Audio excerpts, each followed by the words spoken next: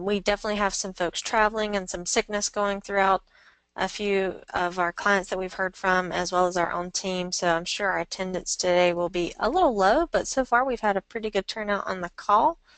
I am down a few panelists at this point, but we're going to make this as informative as possible for you all today.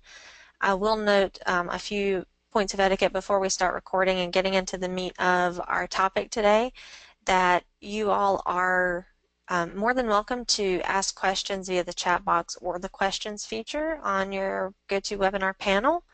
You're also going to be able to answer polls for us today. We're going to have a little fun with Q&A. So far we have Bron Wallace from Mohawk and Charles Zires from Preferred Hospitality. And we're going to get you some great information today via this webinar. We're definitely trying to get as many people on as possible. I'm not going to pause too long because you all have been sitting here waiting. And so we'll get started in just a moment. I'm going to go ahead and share my screen with you all. And it looks like all of my panelists have arrived. So if I could get a shout out from Jay Harmon just to make sure he is audible. Might be having a little bit of audio issues there on Jay's side. I'm sure he'll catch up with us in just a moment. But again, everyone, if you don't mind using the questions box and the chat box, attendees are muted from the beginning. We'll have some Q&A time at the very end that we might can open the mics up and let you guys talk. But for the most part, this is our first 2017 quarterly webinar. And so we're going to get started. I'm going to hit record and kind of introduce everyone again, and then we will jump right in. Okay, so we are already recording. Thank you very much, Kayla. Kayla Thompson is also present from the Venza Customer Success team. She's probably spoke with many of you on our weekly demos. But in the way of panelists today, we have experts from within hospitality and around IT security. We have Bron Wallace from Mohawk Mountain House. We have Charles Zires from Preferred Hospitality. And we have Jay Harmon from Border Hawk, who's also a partner of Venza Group. And so, guys, if you want to say a shout out to the team, hello. Hi, everybody. Fantastic. So, panelists, we're going to go ahead and get started. I hope everyone can see my screen okay. I'm sure the chat box would be blowing up if you could not. So the topic for today is, what is phishing? Phishing and its ripple effects during the course of a breach is going to be the purpose of our call today. We're going to discuss topics like, what is phishing? What is ransomware and malware? And how do phishing attempts affect my corporation? Some of you may know exactly what it is and how it affects, and then others of you on the phone will not. So we'll fill in the pieces for those of you who don't know, and we'll add some extra information for those of you who are just getting started and learning this information for you and your teams. So I'm going to go ahead. We're going to do a few polls up front so that we can get your feedback and we can make sure we cover things that we either as a team get right together or get wrong together. And so what we're going to do is our very first poll. And we're going to launch that right now. So it should be popping up on your screens. And I'd like for you to take a moment and answer, what is phishing? Something you do on a sunny day with friends and family? An attempt to gather information via your mobile device? A legitimate looking email that gathers PII illegitimately? This is what I'm here to learn about? Or it's spam or junk email? So it looks like some folks are still answering. I'm going to give you a few moments.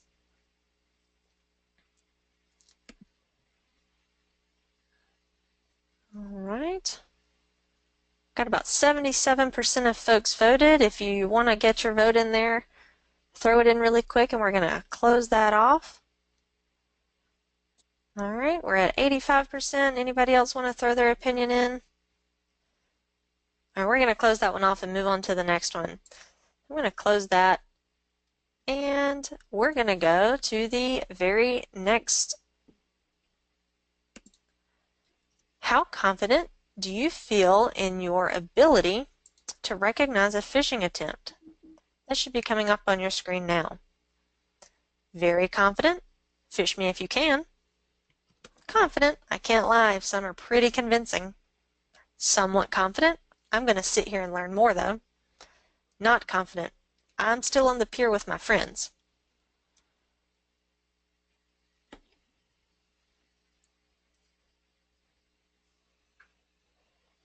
All right, almost got everyone voted. If you want to take a last chance on that, go for it, please. All right, we're going to close that poll off. And we're going to go ahead and do our third and final poll. We're going to launch that really quick. When a phishing attempt comes to my work email, who do I contact? My bank? My mom? My IT team?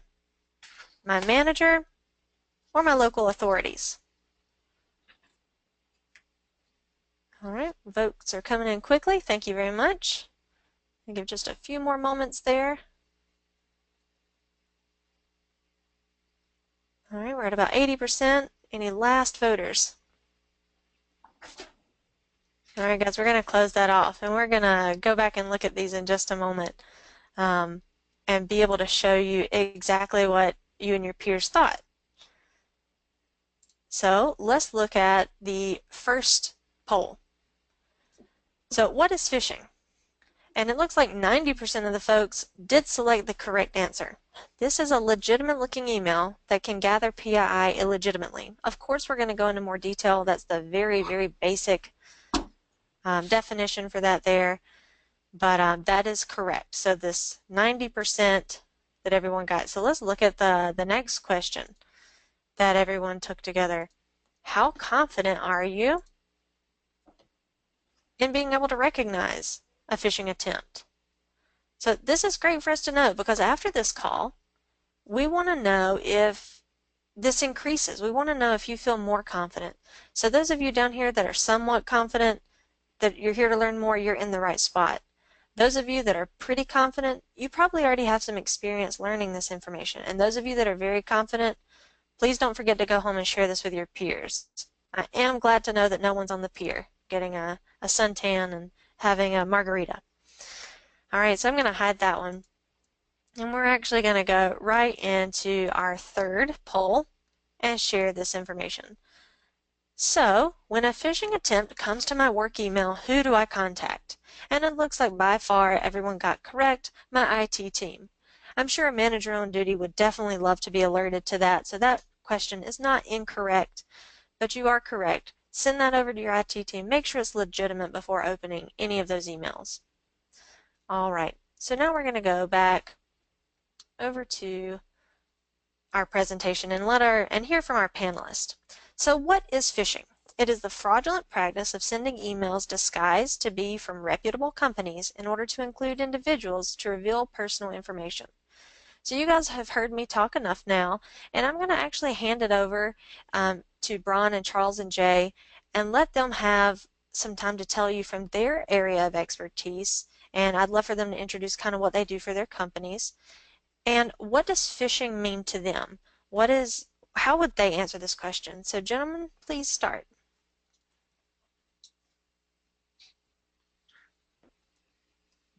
April, who would like to go first? Yeah. Charles, go for it. Alphabetical order. Oh, sorry, Okay, Bron, I great. missed you. I can't read today. Do you want me to go then? Rob? Sure. My name is Bron Wallace. I'm the IT director at Mohawk Mountain House. We're independent property. So we pretty much see everything from start to finish here. Phishing is definitely very prevalent. We see a lot of emails coming in despite all of our spam protection, and everything we put in place. We still see phishing emails come in, phishing phone calls from the outside, and pretty much the main goal of the attackers is to compromise one of your systems in order to either put ransomware or some sort of malware on the system, and it's absolutely a real thing and something that's pretty scary, and people really need to be aware of what phishing is, and um, be prepared for it at all times because they're going to see it. It's going to happen to them.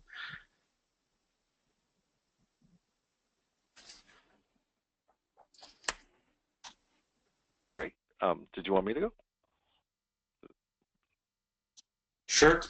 Absolutely. Sorry, I wasn't sure if Hi, John was finished. I was Go ahead, there. Charles. hi. I'm Charles Ears. I'm Vice President of Technology for Preferred Hotels and Resorts. Um, I oversee the infrastructure and security of the company's IT. And I don't have much to add on what phishing is. Um, Brand covered it pretty much exactly as I would have. The only thing I would say is that in addition to trying to put malware in, phishing is also a way to get credentials so that they can access things like your bank accounts or your systems. A lot of the phishing attempts will trick you into providing your username and password for another site. So that's the only thing I'd add to it, and I'm done. Fantastic addition. I do know that Jay was having a few audio trouble. Jay, did you ever get on the line? If you say you can hear me, then yes. Fantastic. Yes, Oh, sir. Thank you for joining. Jay, will you introduce yourself and give us your definition of what is phishing or add to what Bron and Charles have already said? well, sure. So my name is Jay Harmon, and I work with a company called Borderhawk, which is an information cybersecurity consulting company based here in Atlanta. We partner with the Venza team here on a number of fronts. And really what the information that was shared about what is phishing and why it's used, is that's accurate, and it's hard for me to add to that. But I think the motivation behind, why do people use phishing as a means to gain access to a system is something that we ought to talk about today. I believe we will, and I look forward to us kind of getting into that, and then how the culture that fish understanding and being aware inside the businesses that are represented here, that culture that of security of being aware of what a phishing attack might look like, or why someone would be asking you a question, whether it be social engineering, which is kind of the flip side of the coin. We mentioned some phone calls, or they were mentioned. So understanding that and how to relate, an email phishing campaign so the opposite side of the coin to some degree of a social engineering campaign, why it matters, and how really the frontline individual is probably our company's best asset at actually detecting and responding appropriately to phishing. So even though all of the different IT layers of defense that we can add, the human being behind the chair, and them being well trained and aware, are going to be, at the end of the day, the best thing that we can provide in terms of protection for our companies. So, Fantastic. And we definitely will get into some more of that meat, and we want to make sure you bring that out if we don't get to it on a subsequent slides as we go along. And for those of you that are joining as attendees and staff members of this webinar, guys, as we delve into this, please don't forget that if you are a member of HFTP, you can get continuing ed credits for attending our webinars. And so just remember that those credits are available, and we can give you some proof of attendance. And so thank you for those attending. We're going to jump right into the very next slide. Thanks, gentlemen. What can be gained from ransomware and malware? And Jay, I believe you touched on this just a moment ago. What can be gained from ransomware and malware? What is the difference? And we can continue to go in the order that we went in earlier, Ron, Charles, Jay. sure.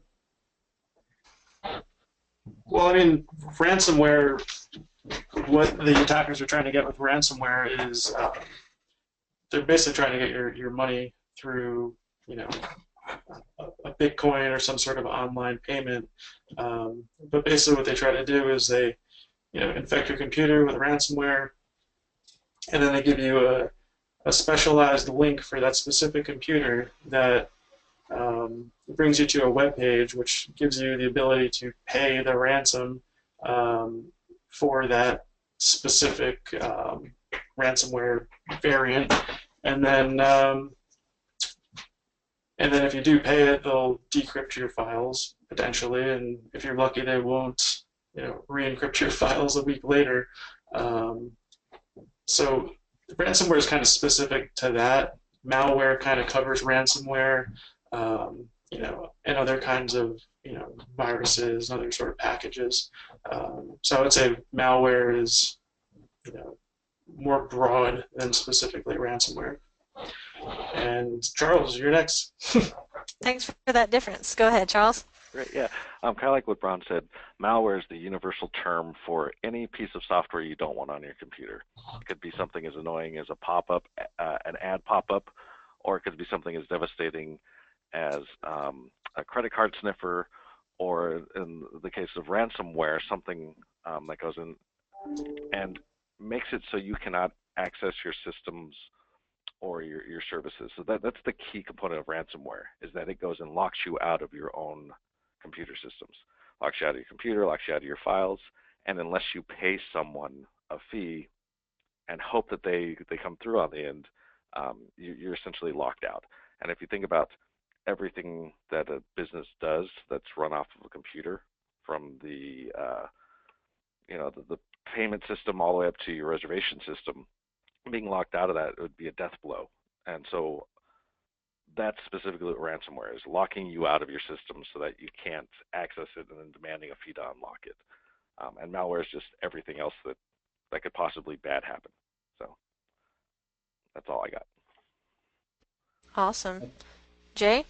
And that's good. I agree completely. The motivation behind the two is ransomware is specifically designed to separate you from your money, and malware is generally designed to create access. So it's as opposed to separating you from your system and then requiring you to pay to get back to it. Malware is, as the motivation behind it is to generally hide their activity in something. It could be a piece of code, could be an exploit kit, it could be a botnet, could be a number of different things that feed it.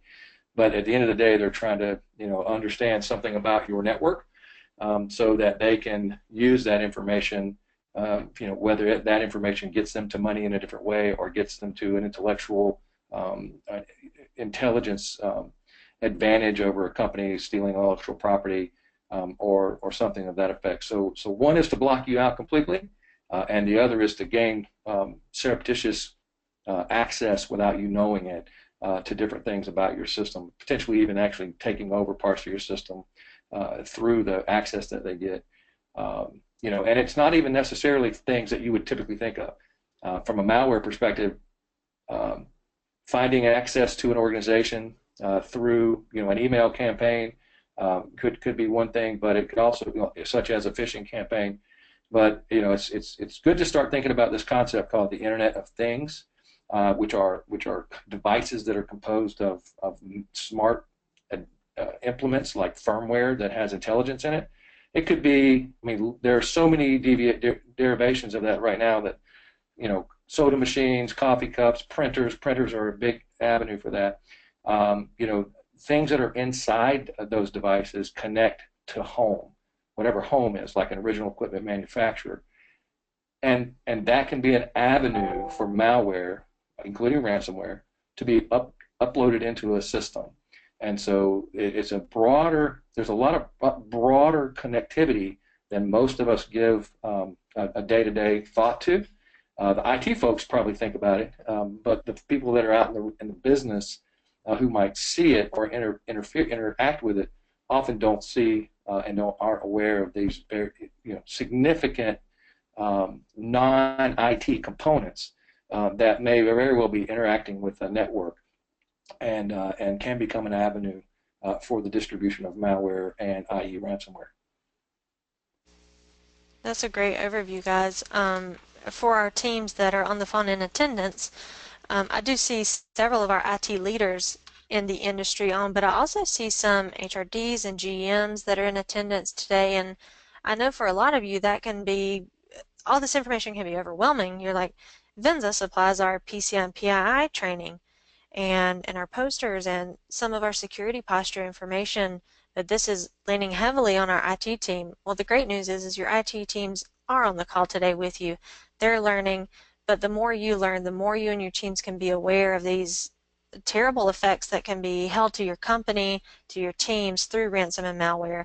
And so thank you for joining and listening in on this information. As we dig a little deeper, let's go on to our next slide. Sorry about that. How does your IT team and your executive teams use the information from a phishing campaign? And guys, we'll go again in the same order. Again, how does your IT and executive teams use the information gained from a phishing campaign? Well, I assume you're talking about a phishing campaign that was started internally, by hiring someone like Venza to run it and see what the results are. That's correct. So yeah, let me clarify. Not a malicious phishing campaign, an educational phishing campaign. Sure. Well, I actually haven't had the opportunity to run a phishing campaign against our employees yet, but we're actually looking into doing it over the next 12 months or so. But I would, I would probably defer to Charles and Jay to answer this question better than me, because I haven't actually seen the results of one yet in my company. So fantastic. Charles? Sure.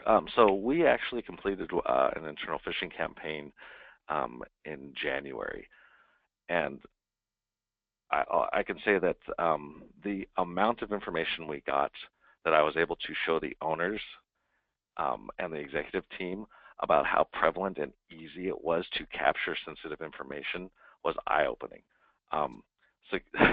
Security became a priority. When I was able to show that 18% of our employees clicked through on the link, and of that 10% actually supplied usernames and passwords, getting security and phishing and protection as a higher priority and awareness, it was just an eye-opener across the board. We did it in secret. We didn't let anyone know that it was happening other than members of the IT team. And so by doing that, we got a true indication of how our staff was trained. And like I said, I can't speak more highly of it, of doing that one instance, that one run will change the minds of even the most stalwart person saying, oh, phishing will never affect me. Absolutely. Jay, I'm going to kind of cut in here on you. I'll let you follow up. I do want to mention, so Brian and Charles both are partners of ours, just like most of you on the phone. And Brian has not had the opportunity to take advantage of our phishing campaigns, and Charles has. And so you can see where that information makes it very easy to communicate that to your teams. And so, of course, Brian and I will be working together in the near future to get the phishing campaigns up and running. Many of the others of you will be able to take that same opportunity, so please feel free to reach out to me after today's webinar or to Kayla in the questions box, see if you can get some more information for you and your teams on that, and when we can get started at your properties, because it is important and it does bring valuable information. So Jay, I'll let you take over now. Absolutely. So from our perspective, we look at phishing from three angles. So one is a reconnaissance effort, which is often largely supplied by social engineering. Could be phone, could be on site. I've made some interesting on-site visits to some locations. We can talk about those another time if you like. But the idea there is to gather information about an enterprise, about an organization, their domain name, where things are located, how people interact. But the point of this is, right, we're still back to the idea, why does it matter? It matters because somebody's trying to distribute malware. People don't do that because they just have fun with it anymore like they used to a long time ago. Now they're trying to get information and they're trying to get money out of it. So there's a value associated with every one of these attempts that are not an educational attempt like what Venza's doing, but when an outsider does it to you, and they do not want you to detect them. So some reconnaissance is done to try to find a way in or a weakness or a person even that may be just very able to share information. But mostly what happens is people try to collect data from multiple elements of the business and synthesize it together to produce a picture so that no one thing that they do throws off a red flag. And so then phishing happens in two ways. One is a external entity attacks an organization via a phishing campaign, and that phishing campaign is intended to test the external filters from the IT perspective. So what detection does our technology give us that we can discover and intervene if there is a phishing attack against our organization? Did we just get a 1,000 emails just randomly coming through our email system from the outside, all with a funny looking header record or something? And that usually doesn't work all that well, but it works well enough that people still do it and still attempt to make it work, and they use the information again in synthesis with the social engineering and the potential phone calls to be able to come up with ability to get something internal. And so you heard, I think, Charles saying that they had run an internal exercise. And so that means that the email phishing campaign generated from within the network. And so there were no detection filters, there were no things. It just went straight to the employee. And that employee then, so the first approach is to test the technological defensive layer, and the second approach is to test the training and awareness of the staff. And that's primarily what we're talking about here, is the ability to detect for staff to understand what phishing is and how it's used, and how to raise their level of that culture of awareness that we talked about. And that's the information that goes on the reports that shows leadership. Here are the real world scenarios that a bad guy, if you will, could actually exploit our system. And again, their motivation isn't to exploit your system for exploitation's sake. It's to at some point come away with money. And so with that in mind, using that information is definitely a bar to baseline your information awareness, security awareness at your staff level, and then to begin to create an increase in that, in a measurable increase over time of that population. So your employee base, to be able to see that we're getting better and better and better, to the degree that you might get 0 people actually click on a phishing email, much less give away their credentials. And unfortunately, the current untrained population across the industry is the percentage of people that will click on those links or provide that information is very high.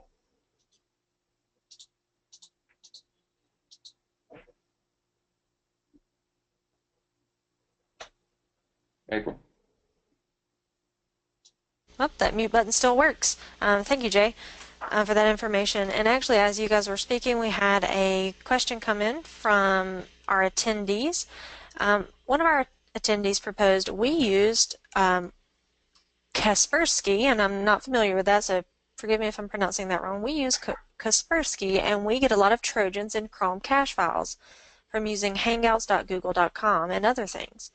Always start as F_000, so on and so forth, or a bunch of gibberish letters. Always clean the folders and remove. Are these viral, as Kaspersky would report as infected?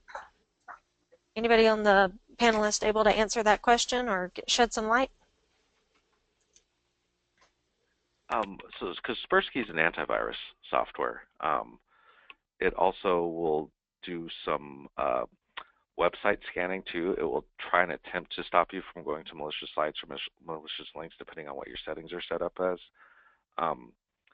For that particular thing, antiviruses are notorious for false positives.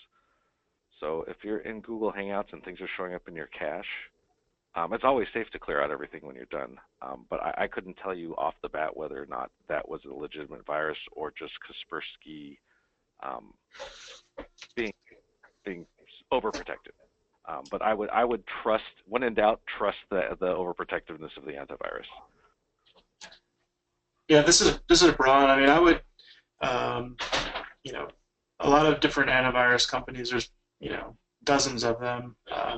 Sometimes they'll classify viruses differently. You get a positive from one antivirus company, and the other 20 antivirus companies say that that is not a virus.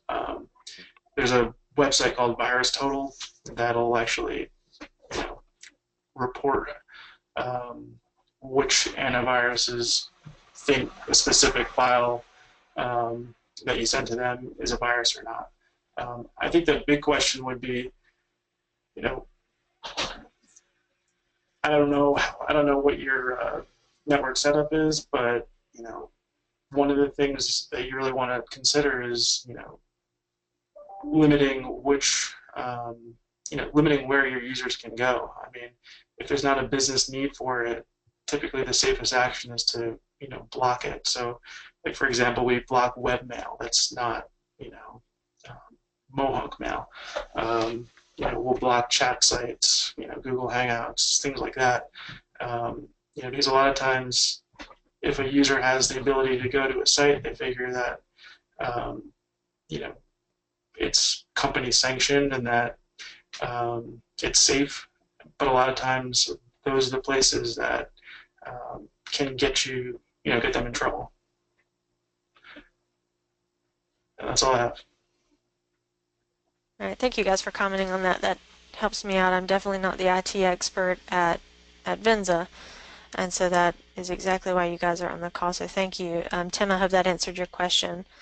And we also had a front office manager actually reach out via the questions box that proposed the question. You know, she's a front office manager. In her position at the hotel, it's hard to set up those phishing campaigns.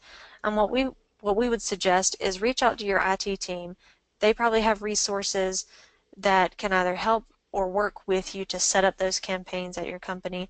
Those of you that have that in your contract with Venza, we're more than happy to be that point of contact. Reach out, ask us, and we can definitely find out how that works with you and your company. So we're going to go on to our next slide. And we are at our 30-minute mark, and so I will note to our panelists we're about halfway through our slides, so continue to keep things concise. I appreciate your time. How do phishing exercises better arm my team? So this kind of plays off the conversation we were just having. And let's talk to the awareness side of it. How does that exercise better arm my team? How does it gain awareness? How do you learn from it? Brian, maybe you can speak hypothetically going first. Yeah, I mean, we've had phishing, you know, campaigns, you know, that we did not initiate, you know, focus on our hotel. And I mean, experience is key. So, you know, whether it's a, you know, legitimate phishing campaign or something that, you know, my company, you know, partners with Venza for, you know, the more email, phone calls, whatever, the more people see phishing, the more aware that they, you know, will be of it, the easier it'll be to recognize. So a lot of times what I like to do is, you know, we'll get a phishing email in or we'll get a phone call, and I'll send an email out to everybody in the organization saying, hey, look at this email, you know, check it out, see what, you know, this is a phishing email. And the more people have eyes on it, the better prepared they're going to be to identify those messages and those phone calls in the future. Awesome. Thank you, Brian. Charles? Great. Yeah, so it's done two things for us after we ran the phishing campaign. One is that by running the phishing campaign and kind of bringing an awareness to it, the number of reports that we've gotten from the field, people asking, sending into IT saying, hey, is this a phishing attempt? Hey, is this something I should worry about? Has dramatically increased. After doing that, allows us to get in front of it a lot of times, because the first two people who receive something, send it to IT, we can go and look at the mail, see if there's a trend, and send out an announcement globally to the entire company saying, hey, this is a phishing attempt, please delete it, before more and more people get the chance to click on it. The second thing it does is if someone did inadvertently click on something, we now know, and we now know where to start looking for remediation. In the past, before we did something like this, we've had instances where someone would click on it, none of our protections would catch it, and we wouldn't find out about it for, say, a day or two. And by that time, the malware and the ransomware's already gone and wreaked havoc on our systems, and we had to restore from backup. Because we're being notified immediately if someone has clicked on it, we can go in and catch it and isolate whatever the problem is well before it does severe damage. We're never going to get down to the 0%. Someone's always going to click on something. But by having these exercises and having more and more people aware and alerting IT, it allows us to know when something got through quicker, rather than finding out 6, 8 months, 12 months later that something's sitting there on your credit card payment system. So those are the two things. Perfect. That's a great perspective to take too, because your people at Venza, we teach, your humans are your human firewall. They definitely have the awareness factor, and if they can get you something that your systems didn't catch, is definitely a step in the right direction. Jay? Yeah, the only thing I would add, and that's great, but what we heard is that I'm going to harp on culture, right? So the culture of information security and awareness relies on this concept that we're in this together, right? Our people, processes, technologies that we have are all connected, and so as our population begins to understand and be aware of the threat, that this email looks like it's capable, it's not right, there's something wrong about it. It's great if they have a coworker that they can say, hey, can you look at this and look over my shoulder? It's even better, right, if they announce that to IT. But the idea that they can get in front of this, whatever the problem may be, the more in front of the problem, the better off by far the organization is. And if we're chasing the problem, trying to figure it out 3 or 4 days later, we're definitely suffering as an organization. So I think that the exercises create, a learning opportunity which increases their awareness, and as they work together, as people work together side by side, that spreads. And as that spreads, the entire defensive posture of the organization goes up. So if it goes up, it's strengthening, better arming your team by doing those exercises. I completely agree. So thank you very much, team. Let's move right along. So this is a question that was proposed to both Kayla and myself on separate demos and in introducing the program to different GMs, to HRDs, to IT managers, and we often get the response, if I'm targeted on my email or my device or my computer, how does that information affect my company? So again, it's just my email. Would it only affect my device or my information? So guys, can you elaborate on that? Again, Bron? Sure. I mean, one of the things I tell our users is that, you can be attacked at home and you can be attacked at work. So, you want to take the things you learn at work back home with you. But at work, if your computer gets compromised, if you get something through your email on your work computer, it's going to potentially infect everything that you have rights to, everything that you have access to on your network. And it could potentially spread to other computers. We've seen in the past where, one computer can get ransomware on it, and whatever that user had access to, whether it be their user folder, their, application folder on a server that they have access to, that ransomware will actually, encrypt whatever files it can easily access. So it could potentially take down your accounting system. It could take down your, key management system. It'll encrypt your files, your Word documents or Excel files. And, one of the other things I like to tell users is that, if you're dumb enough, I don't call them dumb, but if they click on, if they do get infected with ransomware, they're going to be without a computer for the next day or two while we have to reload their computer. And usually that's the thing that actually hits home the most. Like, you're not going to be able to do your job. First, we're going to have to, restore, the applications, the network stuff, do all that stuff first before you even touch your computer, and then we'll reload your computer. So that kind of hits home with them. That's all I have.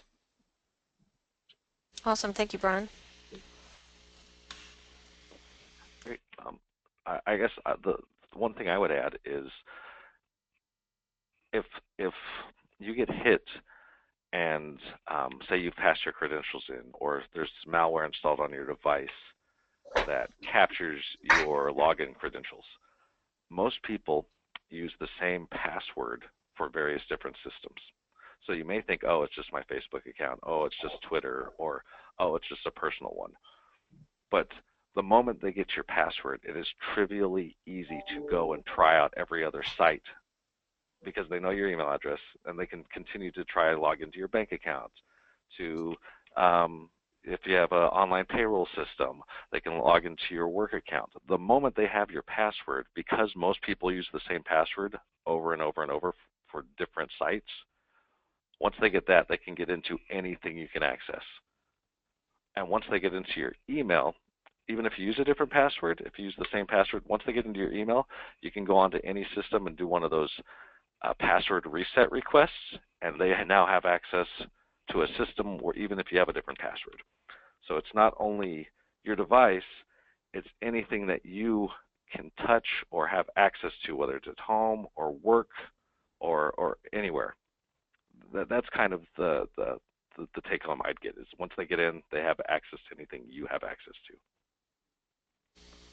You both have touched on, it affects your job and your home. Brian and Charles both, and you're exactly right. It can penetrate, essentially, like you said, everything you can touch or that system is related to. And so that is quite a large consequence to a small click. Jay? Sure. No, Charles touched on exactly the right thing in terms of what I was thinking, and that is that once malware is on a computer, if we think at a higher level, what is our organization, right? We're trying to book hotel rooms and run restaurants and run our property, and behind the scenes there's this whole thing called PCI that gets into the mix that we have to deal with.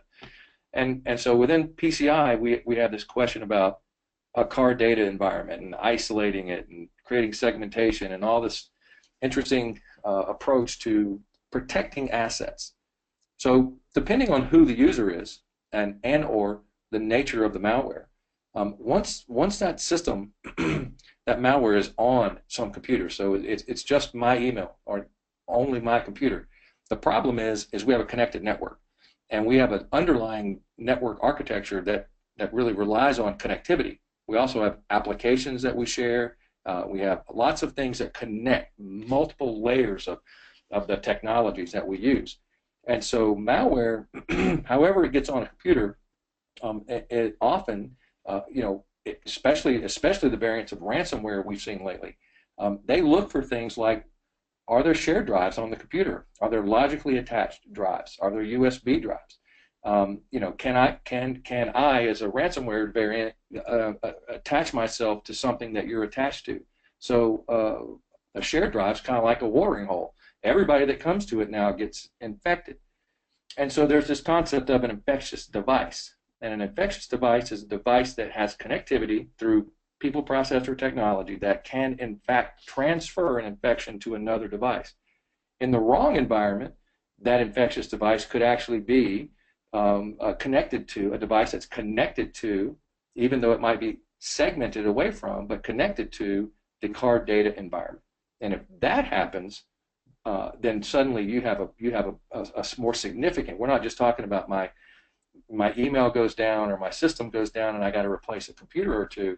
I actually have a potential compromise that could result in the determination, whether by state law or a PCI type regulatory environment, definition of a breach. And I have to do certain things that are costly and time consuming that take my focus away from what I'm trying to do. And then the third thing is that some of these variants, especially in the ransomware world, but across all malware, you can reload the computing operating system and reformat the drive, but that computer may still be infected to some degree in firmware, embedded firmware, or flash memory that was written permanently, and it may have originally had a read and write and change and delete capability, but the firmware changed it to a read only, and so now next time you reinstall a formatted drive or even put a new drive into it, you still potentially have the same variant loaded on the computer as before. So you begin to have a distrust and an erosion of the trust of computing systems that have been infected. And because they're connected, they can rapidly connect to other computers on the network. So it is not just my email, or it is not just my device. It could move quickly laterally across the organization depending on the variant. That's a perfect summary, Jay. You're exactly right. Essentially the page we're looking at together as a group, guys, it isn't just you. It isn't just your device. Almost every time you log into something, you have something that's vulnerable. And so just be careful, be cautious, be aware, be alert. That's what we're saying as we move into our next slide. So the panelists on the phone, we obviously don't expect you to divulge anything from your personal hospitality industry, but we'd love to know your knowledge. Some example, what industry examples do you know where phishing, ransomware, and malware is relevant? Either big cases that you've heard about in the news, or even something that you can use as an example from your, Jay, I'm more or less thinking of you since you work with so many partners. We don't expect names, but some examples of how this has affected people and what the consequences were from some of this information. But we'll still go in order. Brian, you first, sir.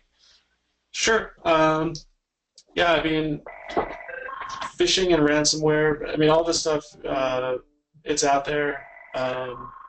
It affects small businesses.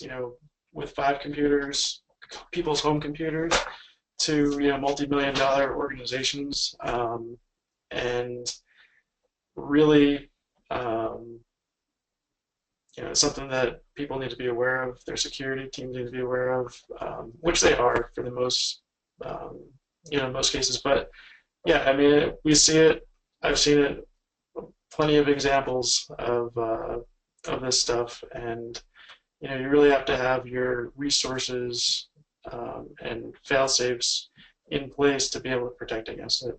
I'll let Jay and Charles answer more industry-specific examples, but it's something you really got to be concerned with.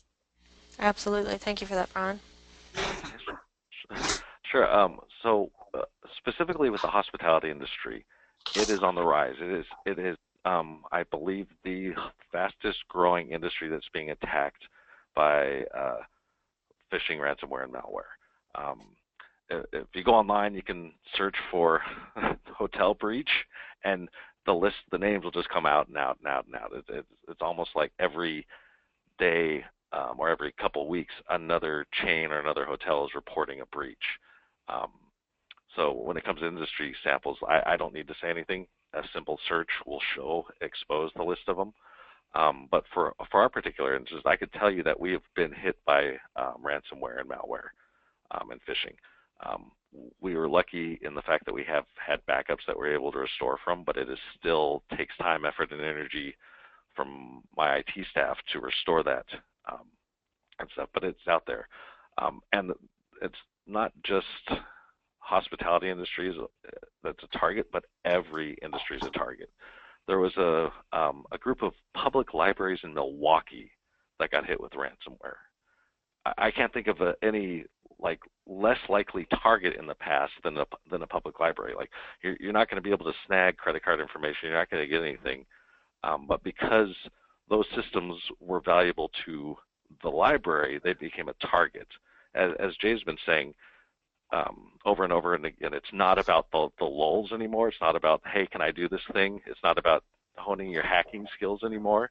It's about money. And because every business values their computer systems, hijacking your computer systems is valuable to the hijacker. And so that's pretty much it.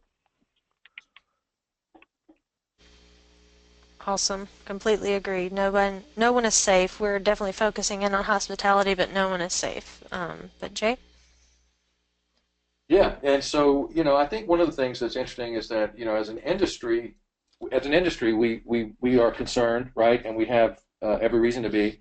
One of the things that I like to point out is that regardless of the industry, we all buy HPs and Macs and Dells and have Intel memory and RAM and Cisco routers and Juniper firewalls and all this good stuff, regardless of the industry. So the underlying technical components they don't change that much across industry. So the ability for an organization, the bad guy, to target an environment is almost irrelevant to the industry. So it goes back to their motivation. Why would they go after hospitals? Because they want EPHI, because they can monetize the EPHI.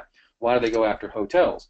Well, we probably all read about the hotel in I want to say it was Austria, but the first day of their season, all their guests got locked out of their rooms via a system that ran the door key management system, and it was held hostage until they paid a fee.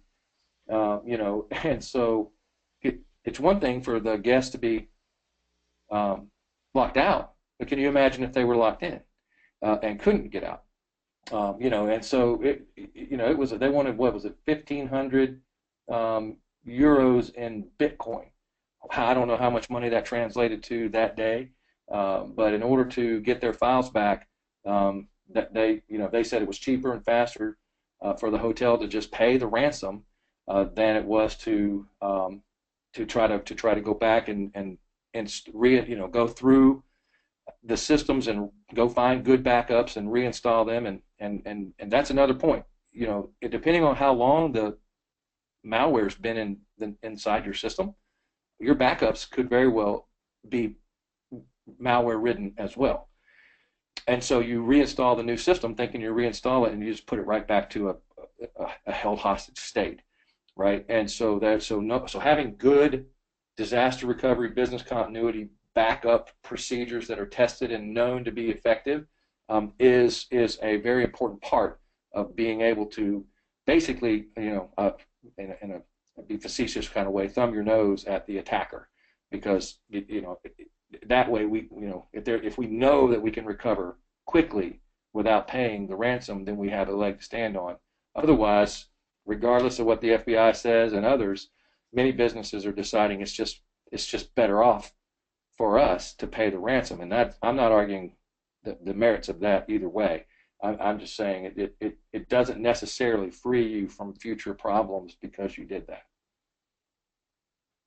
Absolutely, I completely agree. Well, guys, as we go into our last 7 minutes of the webinar, I'm not sure if our panelists have overtime. I definitely do, but I did want to get through the next slide. Of course, I hope this grabs your attention. We all like free stuff, and I think we've definitely gotten that from our panelists today. A little bit of email hygiene from our panelists, a little bit of what to do as a company, as an individual, as a citizen, as an employee. I definitely got that. I want to make sure you all have the opportunity in your handouts part of the GoToWebinar. We have 2 items that are free to you, and I'm going to go over to my next screen just for a moment. We actually had this come in this morning from Visa, and these are alerts that me and my team get. You can Google them very easily, but I'm just going to read this to you. Multiple information security firms have reported on the emerging threat of a new malware variant identified as FlokiBot. This attack is focused in the LAC region to date. This malware may represent a broader threat to the payment ecosystem. Visa is publishing this alert in order to provide clients and stakeholders with technical information. You can continue reading further. One of those handouts is the actual PDF article of this information. You can also get that off the web, but we want you to have access to that. You can, again, pull it off of that side panel. Also, what we have available for you is a ransomware PDF that you're more than welcome to take as a Venza client and use throughout your properties, use throughout your single property, your enterprise, your location. I'm pulling that up on my screen now. It's a digital breaker and poster. that gives you a little bit of information to lean on with your folks in the field. So you run these group training sessions, you play the videos, you hope from that 5-minute video that they pulled that 30 seconds out and held it true. If not, this is a reminder for you and your teams. You can send it out via email, or you can post it in a common place, especially with your IT teams, especially with those that have computer access at work, like your front desk staff. So please take those, take advantage of them. They're free to you. And in our last few moments, I did want to bring up our poll that we did first. We did very well on it the first time, but I want to see if we can get our score up.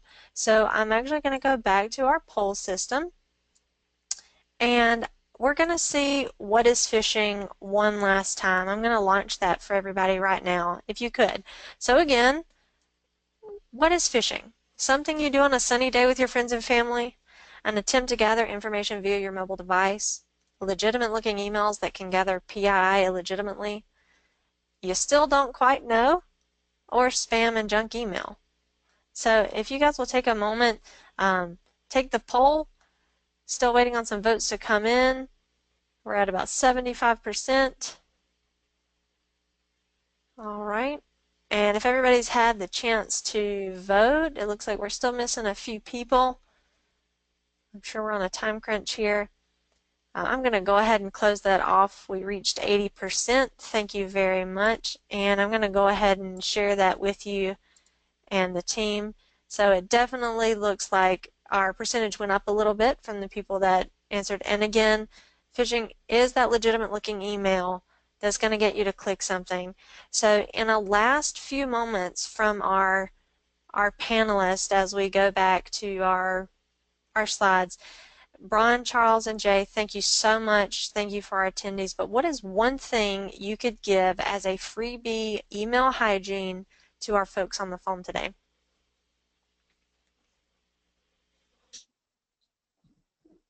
What do you mean by email hygiene? I'm sorry. Sure. So what is something they can look for? You know, is it hovering over the link?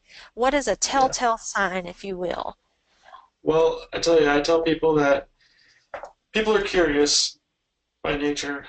You know, I tell people if you don't know who it's from, if you're not expecting it, you know, just delete it.